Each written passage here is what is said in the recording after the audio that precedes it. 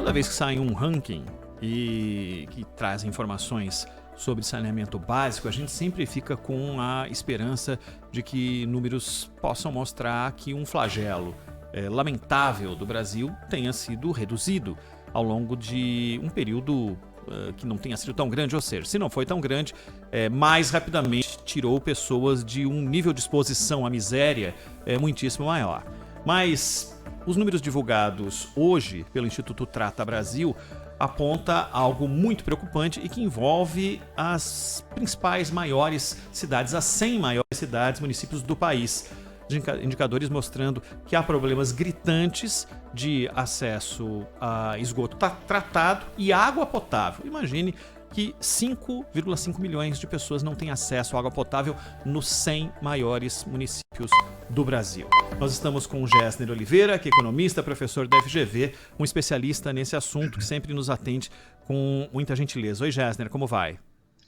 Como vai? Muito boa tarde aos ouvintes da Rádio Bandeirantes, Ronald, Sônia, Cláudio Zaidão, prazer conversar com vocês. Gessner, um número que a princípio não surpreende, mas quando trata das principais cidades, se nas principais cidades do Brasil, a gente está falando aí algo em torno de 85, 87 milhões de pessoas desses 100 municípios. Se a situação nesses municípios expõe 5 milhões de pessoas e meio a não ter acesso à água, tem mais 130 e poucos milhões de brasileiros com uma situação ainda pior. Infelizmente, sim, Ronald. Na verdade, esses 100 municípios que entram nessa amostra, eles têm dados que, em média, são um pouco melhores do que a média brasileira. Por exemplo, quando a gente considera toda a população brasileira, em vez dos 5 milhões de pessoas sem água tratada que você se referiu, algo dramático, especialmente em meio a uma pandemia, no Brasil são cerca de 35 milhões de pessoas, 7 vezes mais, né? A gente tem o indicador, por exemplo, de coleta de esgoto, aproximadamente metade da população sem acesso à coleta de esgoto. Mais da metade do esgoto gerado não é tratado. Em outras palavras, ele é devolvido à natureza como esgoto in natura, poluindo córregos, praias, rios, poluindo lagoas e contaminando a água e, consequentemente, disseminando doenças de veiculação hídrica que são bastante graves e afetam muita gente no Brasil sem necessidade. É algo que nós já deveríamos ter resolvido há pelo menos 3 décadas, Ronald, Sônia e Cláudio. Oi, Gessner, tudo bom? É a Sônia. Tudo bem? Um prazer tê-lo conosco aqui no Bandeirantes Acontece, para esclarecer mais, você que é sempre muito bem-vindo aqui. E um assunto que é de suma importância para o nosso país. Eu vou lembrar aqui meu querido e saudoso amigo Joemir Betting, quando em 2012 ele disse que estávamos na Idade Média. E parece que continuamos, não, Gessner? Porque olha aqui, no ranking do saneamento, o Brasil não trata metade do esgoto que gera. Exatamente. Eu acho que realmente é algo aqui, né, Sônia? A gente não está falando em viagem à Lua, viagem a Marte, não é nada muito sofisticado. A gente está falando num serviço básico, absolutamente essencial, com uma tecnologia relativamente conhecida. É claro que todos queremos que haja mais inovação nesse serviço, e nós já deveríamos estar muito mais avançados. É claro que quando a gente compara com Noruega, Suécia, Estados Unidos, etc., a comparação nos é desfavorável. Mas mesmo quando nós comparamos com países como o Uruguai, o Chile, a Colômbia, nós temos cobertura muito baixa. Houve uma negligência muito grande em relação a esse tema. Apenas mais recentemente que o saneamento entrou na agenda de política pública.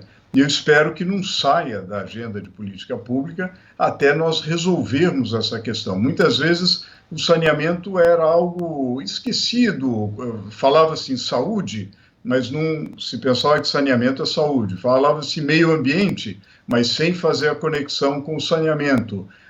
Eu acho que agora a gente não pode deixar de dar um salto no investimento. Ele ainda não foi dado, mas nós temos condições, com o novo marco regulatório, e fazendo muito dever de casa e mobilizando naturalmente a população para cobrar esse serviço, nós temos condições de dar um salto no investimento para acabar com essa vergonha, né? Ô Gessner, boa tarde, tudo bem? Boa tarde, Cláudio. Satisfação. Satisfação é minha. Você sabe que a palavra é essa, vergonha, né? Uma vergonha nacional. Uma vergonha que se soma a outras tantas, né? Nesse histórico aí de desigualdades, de grande parte da população num país potencialmente rico, grande parte da população vivendo na miséria e nessas condições. O novo marco do saneamento, inclusive com aquela história de que se uma empresa se interessa pelas obras de saneamento em cidades grandes e médias, ela terá de pegar um pacote, ou seja, com cidades menores ali da região, porque senão ela vai se interessar apenas pelo filé, né? Esse novo marco resolve o problema? Ele traz ali embutida a solução do problema? Olha, Zaidan, eu acho que ele ajuda, né? Agora, a gente não pode ter ilusão de que uma lei resolve tudo. É preciso regulamentá-la bem, é preciso que os municípios implementem os seus planos de saneamento. Nós temos que ter bons reguladores, técnicos, independentes, que não fiquem fazendo politicagem com a tarifa de água e esgoto, mas que tenham uma política tarifária adequada, tarifa social para aquelas camadas mais pobres, uma tarifa que reflita o custo dos serviços para aqueles que podem pagar. Precisa realmente e dar muita prioridade a isso. Eu acho que muitos municípios, acho que de uma maneira geral, em toda a história do Brasil, nós olhamos para outros aspectos e não para um aspecto tão básico. Por exemplo, quando foi a Copa do Mundo aqui no Brasil, houve várias construções de estádios, inclusive em cidades que não precisavam de estádios, e construíram verdadeiros elefantes brancos. E que, se a gente for ver nesse ranking do Trata Brasil, nós vemos que as grandes capitais, as capitais brasileiras em geral, têm péssimo saneamento, estão mal colocadas no ranking, né? Então, nós fizemos muitos estádios, muitas obras desnecessárias e pouco saneamento, quer dizer, pouca coleta de esgoto, tratamento e consequentemente, o resultado esses graus de cobertura muito baixos. Aliás, Gessner, você falou em estádio, né? A Juventus de Turim faz um estádio novo com 400 milhões de euros. E esse estádio no Distrito Federal, por exemplo, né, onde há um jogo ali, eventualmente, eles conseguem convencer Vasco, Flamengo a jogarem lá e tal. Então, para reformar, os caras gastaram 2 bilhões. E ao de Cuiabá, de Manaus, quer dizer, uma gastança com dinheiro público. E quando a gente olha apenas esse exemplo, né, fica claro que o problema não é falta de recurso para fazer o que tem de ser feito. É falta de pressão política para que façam e também uma certa incompetência de empresas dos estados, que até hoje têm o monopólio do saneamento, não? Exatamente, Zaidan. Eu acredito muito em concorrência. Quando você não tem muita alternativa, você tem poucas alternativas de fornecimento, você cai na mão da única alternativa que tem, e aí o serviço não é bom e, em geral, é mais caro, né? E o que ocorreu no saneamento é que as empresas públicas tinham uma reserva de mercado. Na verdade, elas, através de um contrato chamado contrato de programa, elas eram as principais, e são até hoje as principais operadoras nos vários estados da federação. Algumas operam bem, chamaria atenção para o fato de que a Sanepar opera bem, a Sabesp, a Copasa e outras empresas públicas fazem um bom serviço, mas nada melhor do que a concorrência. O que eu quero dizer com isso? Nada melhor do que o município poder escolher qual será o seu operador. nada melhor do que haver uma licitação, uma competição mesmo, pelo mercado para ver qual que é o melhor operador, aquele que vai fazer o melhor projeto, mais barato, vai oferecer o melhor serviço. Isso faltou no saneamento. Então, esse elemento da competição faltou. Outra coisa que faltou, Zaidan, é o elemento da regulação, ou seja, aquele cara, aquele sujeito que tem que ser técnico, tem que entender do assunto, que vai estabelecer qual é a tarifa, vai estabelecer padrões de qualidade do serviço, vai estabelecer obrigações para o operador, né? Ou seja, ele vai zelar pela qualidade do serviço, pela continuidade e qualidade do serviço para uma cidade. Infelizmente, essa regulação no Brasil só começou a acontecer em 2007, quando, através da Lei 11.445, e mais recentemente, a nova Lei do Saneamento reforça isso, coloca uma supervisão por parte da Agência Nacional de Águas, estabelece uma série de obrigações e regras que os contratos devem ter, com mais especificações, com metas, enfim, contratos que permitam ao cidadão, ao município, dizer, olha, você não fez esse investimento, você não me deu uma água com essa qualidade, com boa qualidade, etc., e isso permita dar um parâmetro claro para você exigir um bom serviço dos operadores. Então, é esse elemento de uma regulação melhor e competição que são os ingredientes do novo marco. Agora, isso só funciona se realmente, e aí o papel de uma mídia e de jornalistas do seu gabarito, do gabarito de vocês, para realmente cobrar um serviço de boa qualidade para a população. E vigilância nas licitações, né? Com certeza, com certeza. Nada melhor, de novo, do que a concorrência.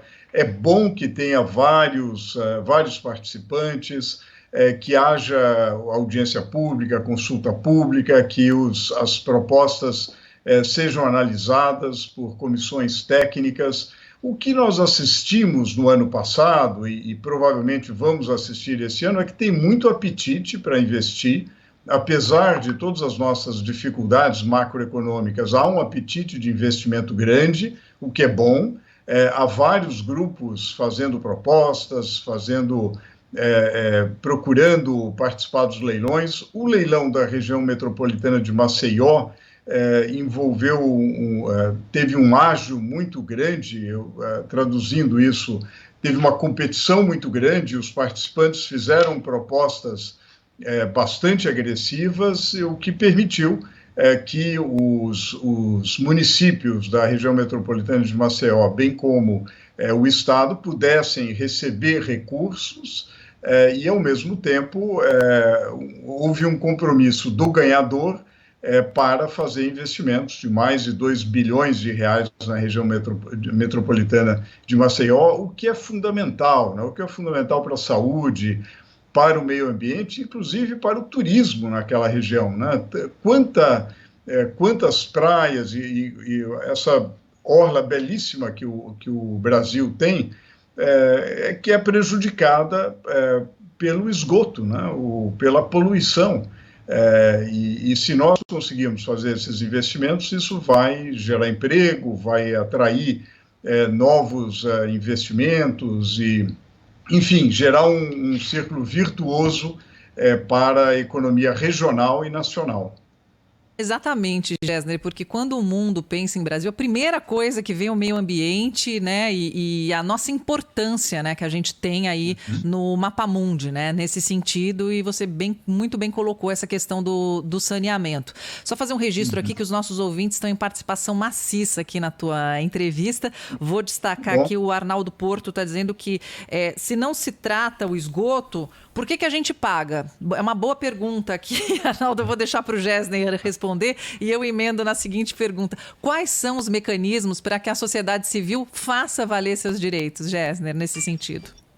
Olha, Sônia, há vários mecanismos, né? Eu acho que o Zaidan destacou muito bem que a própria licitação, quando você vai escolher o operador da sua cidade, eu acho que é muito importante a participação de que as várias associações levem sugestões, propostas,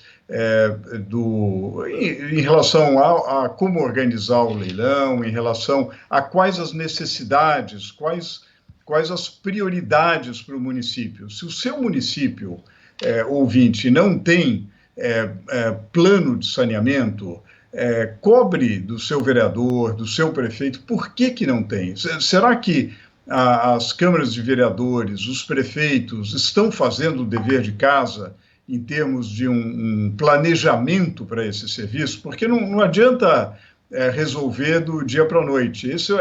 Quando você faz, por exemplo, uma estação de tratamento de água, você precisa saber como que a população vai crescer, para onde que ela vai crescer, para onde a cidade está crescendo, quais as necessidades, onde as obras serão realizadas, e tudo isso requer muito planejamento. E muitos municípios, infelizmente, eu não estou falando de dezenas ou de centenas, eu estou me referindo a milhares de municípios no Brasil que ainda não têm um planejamento adequado, um plano diretor adequado de saneamento. Então, essa cobrança precisa ser feita. Quanta besteira e quanta picuinha tem na época de campanha eleitoral e quão pouco se discute esses assuntos fundamentais para a saúde da população. Então, eu acho que aí é um momento de cobrar, é um momento de, inclusive, cobrar do seu prefeito, ver se a sua cidade está entre essas 100 cidades que foram classificadas aí no Brasileirão do Saneamento. Por que a sua cidade está tão mal colocada? Cidades como Porto Velho, Ananindeua, Macapá, estão numa colocação muito ruim. Algumas dessas cidades estão há 8 anos nas últimas colocações. Por quê? O que está sendo feito?